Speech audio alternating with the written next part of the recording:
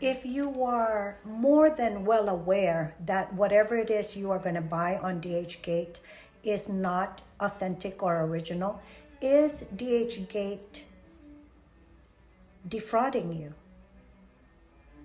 That's a questionable argument. And the argument point there is that counterfeit or fake is clearly when an item is deceivingly or fraudulently being passed off with the intention of being the original. So it doesn't seem as if DHgate is intentionally trying to defraud you or pass something off as original if you just already know that anything that you buy on DHgate is not authentic. But of course, that remains to be argued. In what situation is a consumer most likely liable to be defrauded in regards to the purchase of a luxury handbag? You would think most likely it's in the case of purchasing luxury handbags on sites such as Vestiaire and those secondhand luxury handbag sites. And I'm not saying they're intentionally defrauding the consumer. I'm not insinuating that Vestiaire is intentionally defrauding consumers. I'm using it as an example of how a consumer can accidentally and not intentionally, how a consumer can think they're buying an authentic item or an authentic luxury product from a reputable secondhand luxury store, and that product slipped through the scrutiny of the authentication process, and it's a counterfeit. But it was marketed as authentic and original, and not intentionally by the shop. So that's an example of how sometimes a consumer is defrauded by a reputable company. I think the difference that I wanted to point out is I clearly know that I'm not buying an authentic luxury brand item when I'm buying one off of DHgate, versus there's a possibility sometimes that I am buying a counterfeit or fake item through Vestiaire, not intentionally on Vestiaire's part, but it just happened to fall through the the loophole of that scrutiny of authentication, and it passed because of very good counterfeiting. And I mean, I don't think it's any of those secondhand luxury brand shops' intentions to sell counterfeit products. But it's not hard to believe that sometimes there are really, really good replicas out there that can easily fall through the loophole and end up being offered at a reputable secondhand designer shop. There's an article I read. It was an influencer that clearly expressed this. And that same influencer also expressed that sometimes there's also a risk that that you come across that at a department store. So what is the best way to ensure you are buying an authentic original? By purchasing the item from its flagship store itself.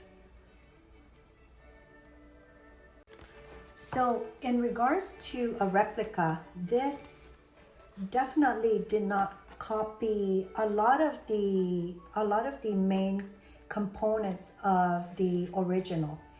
For example, one example is the stitching on the pouch. The inner pouch is rectangular, and the authentic Goyes have definitely a square stitching.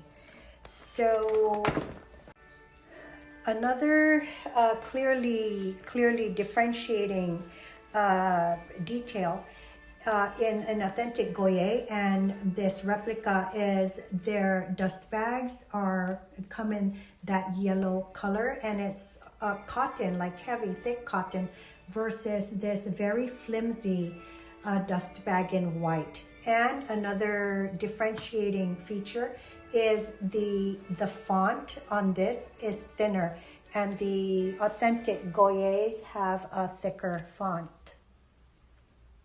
What defines authentic or original?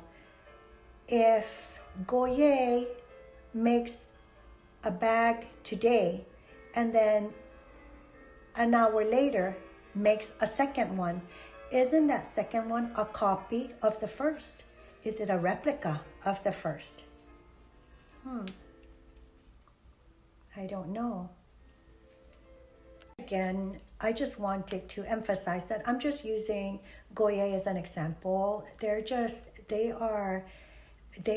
the epitome of luxury and just everything royal. They are the providers of luxury wardrobe essentials to past kings and queens and royalty. So all due respect to Goye, and I'm sorry, I'm just using Goye as an example. So on to the subject of again, intellectual property. There are four components of intellectual property: patent, trade secrets, trademark, and copyright. So copyright and patent aren't really things that are applicable to the Goye handbags, or just handbags in general. And trade secrets, I don't know if that's also applicable, because we all know how and what type of materials the bags are made out of. So it really, in regards to luxury items such as a handbag, the main thing there really is trademark. You can clearly see Goye's trademark right here. That is Goye's trademark. But the question is DHgate violating, or is I think the loophole there is, does Goye, these brands, they need to register their trademarks in a respective country. You need to, if you have it registered in let's say, for example, Malaysia, and you have it being done in US, you have it being produced in the United States, and you don't have your trademark registered in the US, it's not protected.